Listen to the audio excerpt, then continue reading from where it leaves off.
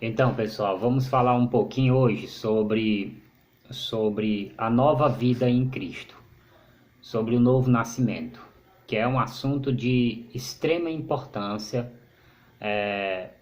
para o povo de Deus e é também para as pessoas que não são povo de Deus, que não teve a experiência do novo nascimento. E eu vou pegar essa passagem, João 3, onde o Senhor Jesus ele fala do novo nascimento, né? E havia entre os fariseus um homem chamado Nicodemos, João 3, versículo 1. E havia entre os fariseus um homem chamado Nicodemos, príncipe dos judeus. Este foi ter de noite com Jesus e disse-lhe: Rabi, bem sabemos que és mestre vindo da parte de Deus, porque ninguém pode fazer os sinais que tu fazes se Deus não for com ele. Jesus respondeu e disse: na verdade te digo que aquele que não nascer de novo não pode ver o reino de Deus. Grava bem isso, aquele que não nascer de novo não pode ver o reino de Deus. João 3:3. Disse-lhe Nicodemos: como pode um homem nascer sendo velho?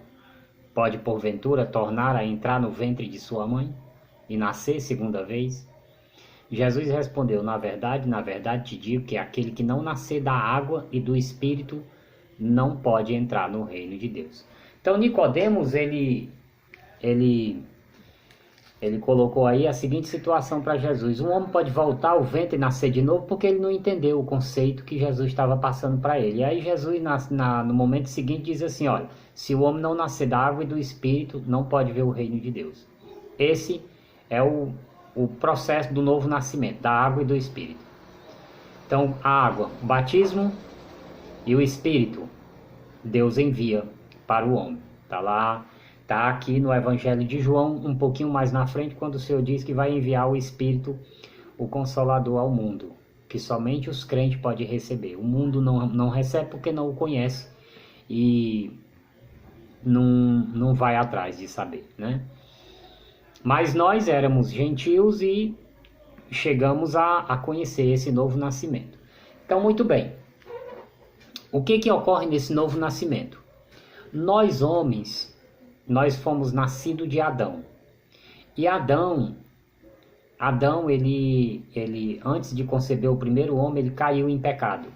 Cometeu um pecado diante de Deus e a mancha do pecado passou para todos os homens, porque todos os homens nasceram debaixo dessa mancha. E esse pecado ele abriu a porta para Satanás destruir o homem com toda a natureza de maldade, que é o pecado em si: a injustiça, o desamor, a avareza, a arrogância, o ódio, todas essas coisas ruins que aparecem na índole do homem, ela vem por meio dessa queda, essa queda de Adão. Através também de incentivos dos espíritos caídos, porque eles caíram antes de Adão, caíram lá no céu mesmo, ainda no céu. Então, a recuperação do homem, ela passa por esse processo. Jesus Cristo vem para trazer o meio, o caminho por onde o homem vai ter que passar para se dirigir a Deus, para chegar ao reino de Deus, para ser considerado filho de Deus. Então ele diz: olha, se o homem não nascer do Espírito, da água e do Espírito, não pode ver o reino de Deus. Versículo 6, ele diz o seguinte: o que é nascido da carne é carne, e o que é nascido do Espírito é Espírito. Não te maravilhes de te dizer isso, necessário vos é nascer de novo. Então, é o próprio Cristo que está falando aqui com um fariseu, mestre da lei. Então, ele vai dizer isso. Então, vamos lá. Como é que acontece isso? Claro que eu vou pular aqui várias etapas aqui, mas dá para entender. O homem, ele se chega a Deus. Eu vou voltar no homem, eu vou pegar o homem da carne. O homem da carne, nascido da carne, ele tem uma educação nesse mundo. E essa educação, ela vem do meio que ele vive. Só que esse meio ele está aí permeado de Satanás, porque com a queda de Adão, Satanás ganhou a liberdade de dominar as coisas aqui na Terra. Ele comanda, através da queda do homem, ele comanda muitas nações no mundo, comanda muitos poderes no mundo, né? Ele vai dizer isso para Jesus Cristo lá, quando ele leva Jesus no pináculo do templo, quando Jesus está sendo tentado por ele, e ele leva Jesus no pináculo do templo, ele diz: todos esses reinos são meus, e eu te darei se tu prostrado me adorar. Então ele diz que os reinos do mundo são dele, e de fato estão na mão dele. Se você prestar atenção e olhar o que está acontecendo agora mesmo, no mundo desde o tempo passado, vem acontecendo mortes, assassinato, guerras, estupro, escândalos e toda natureza de destruição que o mundo tem assistido. Genocídios, né? A maldade do homem chegou a limites em estados insuportáveis. Então, esse mundo, ele jaz no maligno. Esse mundo material, esse mundo carnal, ele jaz no maligno. Então, veja bem como ocorre a educação de um homem no mundo. Então, você nasce nesse mundo e você cresce nele. E o que é que você aprende? Você aprende lá de Marte? Aprende lá de um planeta fora da Terra? Não, você aprende aqui dentro. Tudo que existe nesse mundo constrói o seu espírito. E essa construção, ela leva o homem a se tornar uma pessoa perversa. Mas não todos os homens, porque muitos homens, eles continuam sendo pessoas boas, né? Apesar de terem a mancha do pecado, conseguem levar uma vida normal, que é o caso de muitos povos que vivem do trabalho para casa, para a esposa e para os filhos. São homens que vivem numa situação normal, mas os governos do mundo não vivem assim. Estão sempre tramando contra esses homens que vivem apenas para trabalhar, construir seus pequenos patrimônios e sustentar suas famílias. Mas é isso que o maligno, ele não quer. Então, o que acontece? O homem, ele carnal, ele desconhece Deus, porque a educação dele foi toda moldada no mundo. Ele desconhece o Espírito Santo, porque os moldes do mundo não trazem esse conhecimento. E o espírito do homem é formado dentro desse contexto de mundo. E uma vez formado, esse homem ele fica meio que separado de Deus, né? Então você vê aí que poucas pessoas, elas às vezes até pronunciam o nome de Deus, sabe que existe um Criador, mas esse é um conhecimento muito vago de Deus, muito vago mesmo. Não chega a servir para alguma coisa. É pouco para o homem. Então, à medida que o tempo vai se aproximando do fim, a degradação moral, ela se alastra no homem carnal.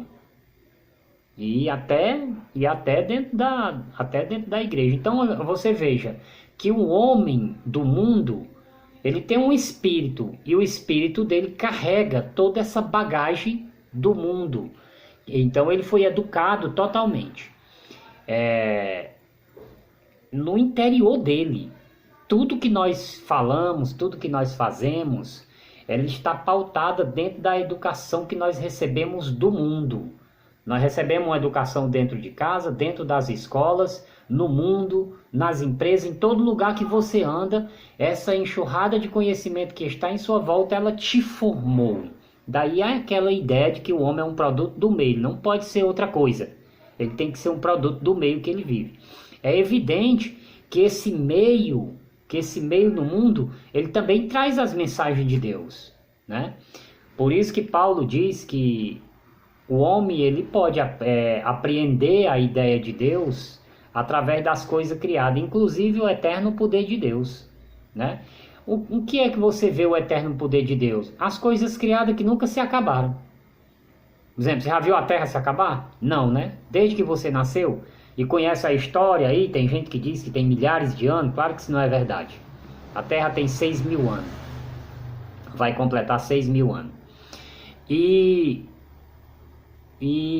essa estrutura que o mundo colocou em você, formou o seu espírito. Então, como você está afastado, está caído, está com a mancha do pecado, essa mancha tem que ser tirada. E quem é que vai tirar? Quem é que vai lavar essa mancha? É Cristo. Cristo na cruz do Calvário. O sangue de Cristo, ele lava a mancha que nós herdamos de Adão, que é a mancha do pecado que gera pecado para a morte. O que é pecado? O pecado é a transgressão da lei. E qual é a lei? A lei que rege todas as coisas no mundo, as leis do Criador, né? A lei do amor. Todo pecado que você comete contra a lei do amor, que é a lei que rege todas as coisas no mundo. Uma única lei, a lei do amor. É aquela que sempre trabalha para construir, nunca para destruir. Essa é a lei de Deus. É uma lei só, a lei do amor.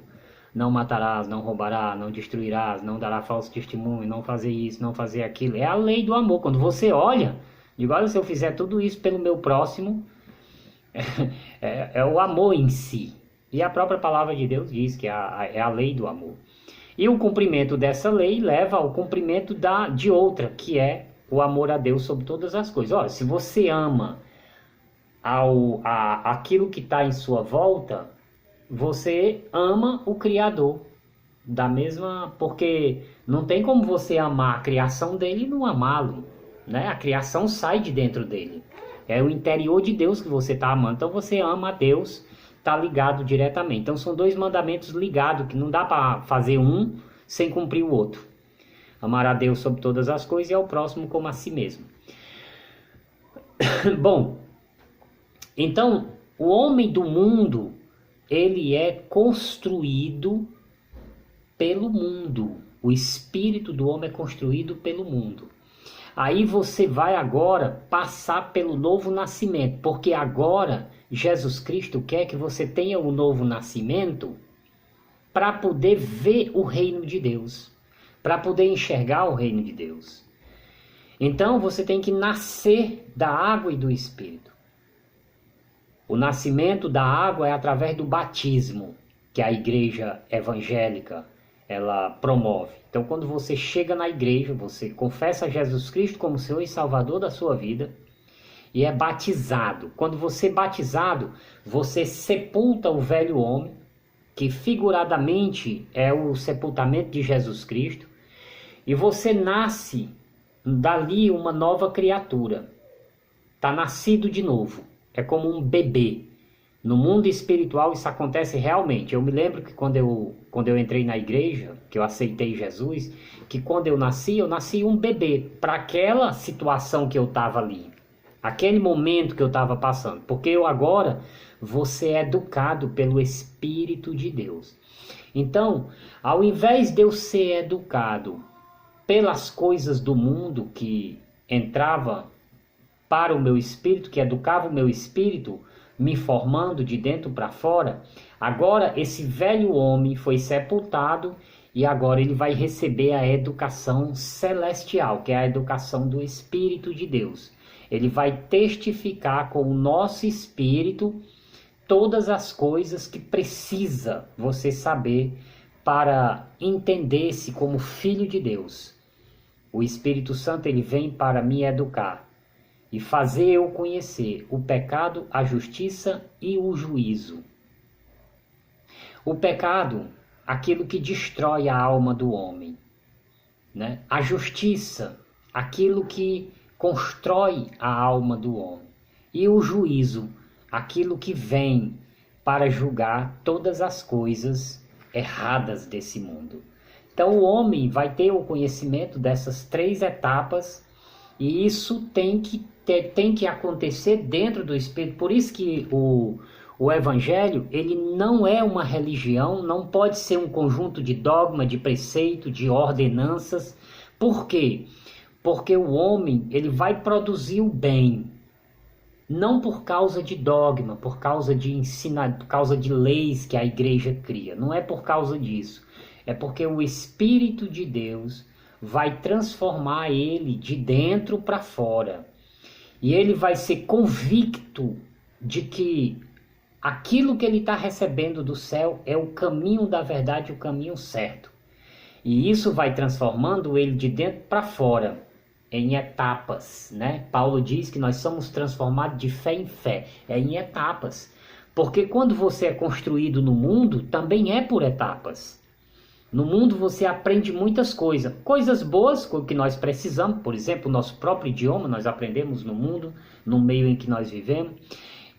Os meios de sobrevivência que nós usamos para trabalhar, para ganhar dinheiro, essas coisas.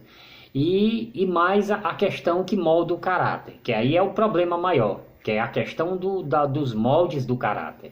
Porque no mundo você não tem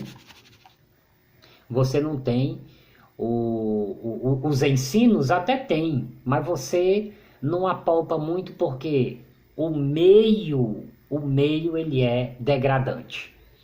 Então, da mesma forma que o homem cresceu, né?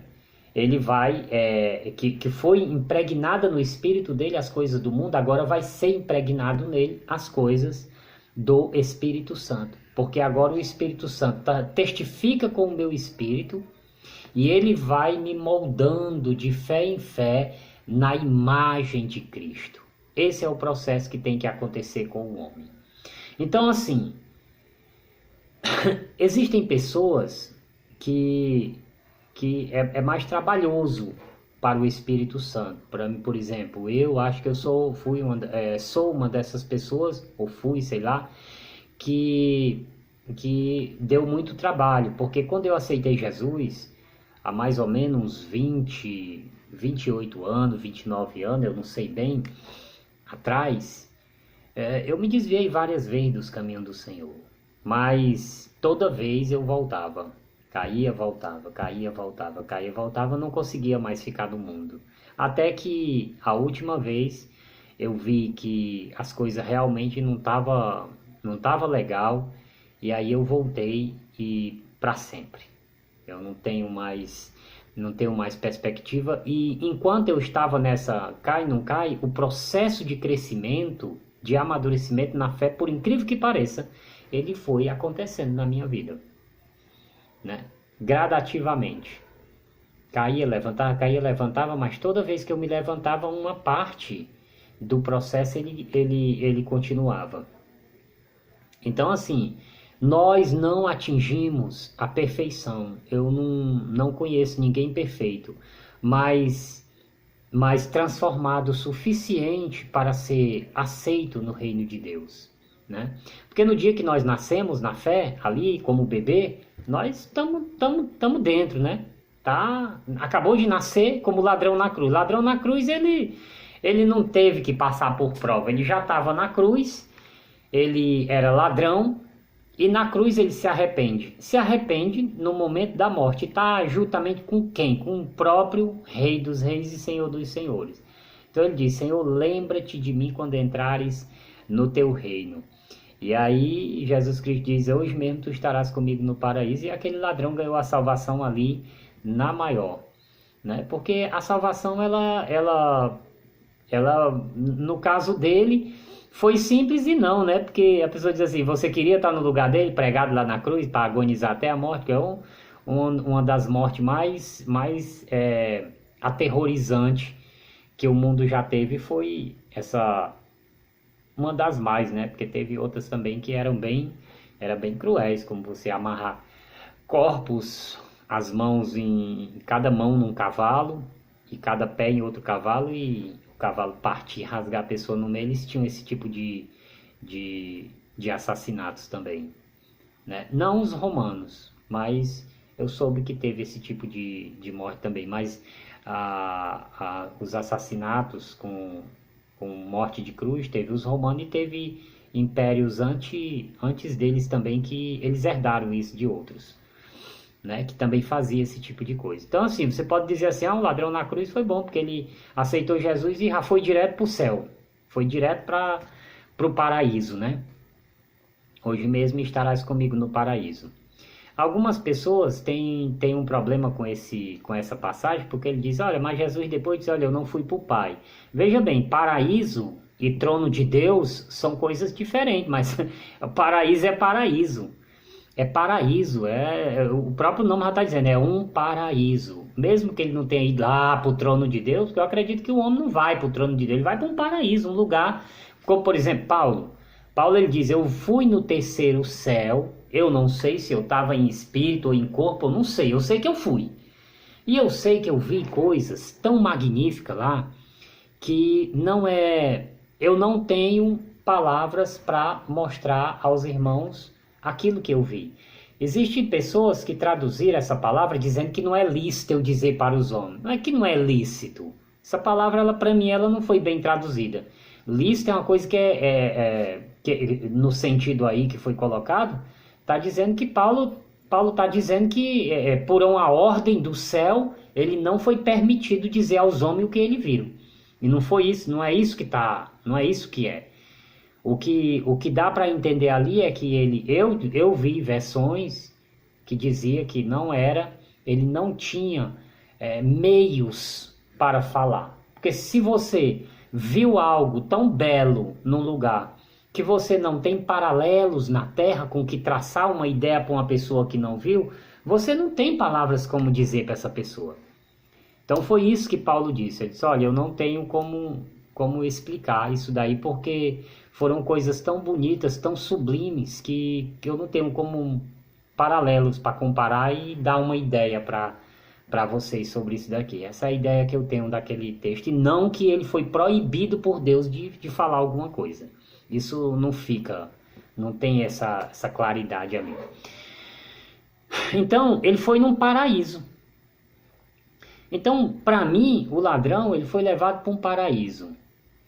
E não precisa ser o trono de Deus. Paraíso, né?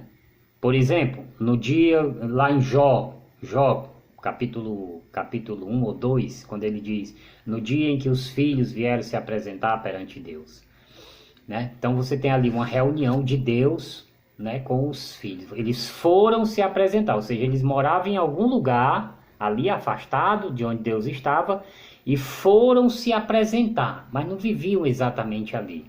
Então você veja, os povos de Deus, eles têm os lugares onde eles estão, mas tem os dias deles se apresentarem diante de Deus. Então quando Jesus disse, hoje mesmo tu estarás comigo no paraíso, porque um lugar celestial fora daqui, que vive, que está perecendo sob a ação do maligno, tem que ser um paraíso, né?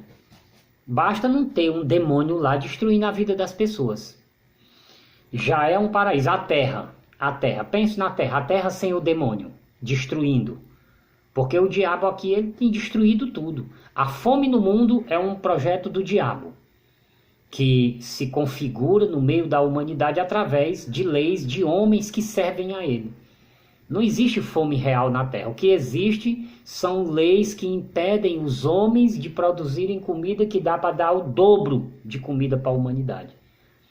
Existem leis aí a granel para proibir, para coibir o homem de tanto de ser curado de doenças como de produzir comida, né? De quando em vez você tem aí os agricultores brigando porque eles criam normas que impedem eles de processar, de fazer comida, de arar a terra, de comprar todos os insumos que precisam. Por que eles fazem isso? Eles fazem isso para destruir as capacidades do homem de produzir comida. Então, voltando aqui para o nosso assunto, né, porque eu fugi aqui bastante do assunto, o novo nascimento é isso. Você recebe o batismo, o velho homem fica sepultado, figuradamente, e agora você vai ser educado pelo reino de Deus, através do Espírito Santo. E aí começa um processo. E esse processo, ele é doloroso, porque o Espírito vai ter que tirar de dentro de você aquilo que está amarrado em você como raiz de uma árvore no chão. que são as doutrinas, os ensinos que você recebeu no mundo, as culturas, as formas de pecado que viraram cultura para o homem, né? Que eu não preciso falar aqui, que todo mundo sabe, adultério, prostituição virou cultura, né? Lascívia virou cultura, e tudo isso são pecados que vão inevitavelmente levar a alma do homem à destruição. Então essa obra ela só pode ser feita por Deus mesmo, porque por um ensinamento humanitário, né, como tem muita gente, não, nós vamos trabalhar o ser do homem através do humanismo. O humanismo é uma coisa muito boa, mas tirar as raízes do mal do homem é um negócio, meu filho, pesado. Não creio que o humanismo consiga fazer isso não, e ainda tem a mancha do pecado que tem que ser lavada. E o ensinamento do humanismo não tem essa, ele não tem essa água para lavar essa mancha, e tem que ser lavada. E ela é lavada com o sangue de Cristo derramado na cruz do Calvário. Ele faz essa lavagem. Então Jesus Cristo, ele comprou os homens pelo preço do seu próprio sangue. Comprou, pagou. Ele compra porque assim, a humanidade está perdida. Então Jesus Cristo vem, então é o seguinte, eu vou pagar o preço como ovelha, né? Por quê? Porque o Senhor Deus, desde o princípio, traçou esse caminho. Olha, para salvar o homem do pecado, um animal tem que morrer. Então vem a lei de Moisés e começa esse sistema de mata o animal e cobre os pecados do homem. Aí o homem volta ao pecado de novo. Por isso que Paulo diz que a lei não purificava ninguém, não renovava o homem, não trazia ele, não recuperava. Porque o que acontecia na lei? Ele matava o animal no final do ano, cobria os pecados daquele ano, agora ele voltava para casa limpo. Estava livre para fazer pecado de novo. Então começava os pecados de novo. Final do ano voltava, matava o cordeiro de novo e voltava de novo. E ficava ano após ano matando o animal para cobrir os pecados. Matava. Então não havia recuperação. É claro que no Antigo Testamento existiam homens que tinham um caráter moldado em Deus. Porque através da lei ele tirou ele foi instruído bem pela lei e conseguiu entender que o homem podia realmente se moldar no caráter de Deus. Mas ainda assim, a mancha do pecado continuava e tinha que matar o cordeiro, né? Porque ele também não ficava perfeito. Ficava um homem quase normal, mas ainda tinha as pendências. Mas a maioria, compadre, era só festa e matança de animal. Chega um ponto que Jesus disse, olha, eu não suporto mais essas festas de vocês, matança de animal, comida de carne, vão lá comer a carne de vocês, eu não tenho mais nada a ver com isso não. Então chega um momento que Deus ele não tolera mais isso. Então o Filho vem e aí ele vai ser esse cordeiro que os judeus matavam, o cordeiro pascal. Só que ele vai ser não para um homem nem para um ano, ele vai ser para a humanidade toda de Adão até o fim dos tempos. Por isso que Jesus, ele vai cobrir a mancha de Adão. Então quando ele morre na cruz do Calvário, ele cobre a mancha de Adão. Não é só de Adão, não é só de Jesus para frente que o homem é salvo em Cristo, não. De Adão para trás também. É por isso que Jesus Cristo, ele vai às mansões do morto e prega para os mortos. Está lá escrito no livro de Pedro, que a igreja, muitos irmãos não querem falar sobre esse assunto. Mas o fato é que Jesus Cristo, ele tem que cobrir a mancha de Adão, até o próprio Adão. Ele tem que cobrir a mancha até do próprio Adão. Então, quando ele conclui esse ministério, ele vai até as mansões dos mortos, são muitos, de Adão até Cristo. Você imagine as guerras, os julgamentos, as coisas que levou os homens. Teve o dilúvio que matou os homens. Inclusive, uma das passagens fala que os homens em que Deus foi falar lá era o povo do dilúvio, que Moisés pregou para eles.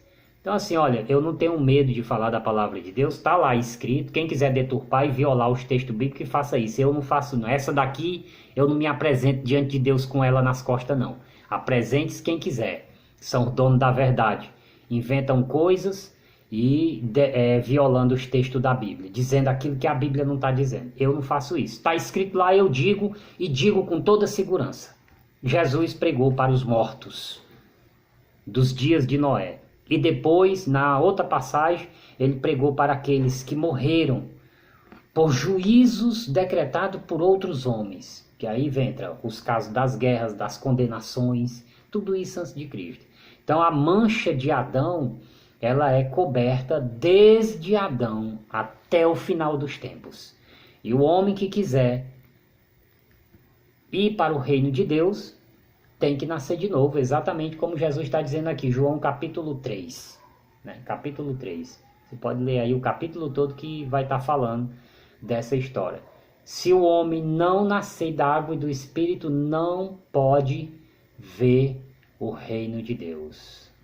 Que Deus abençoe a todos. Amém.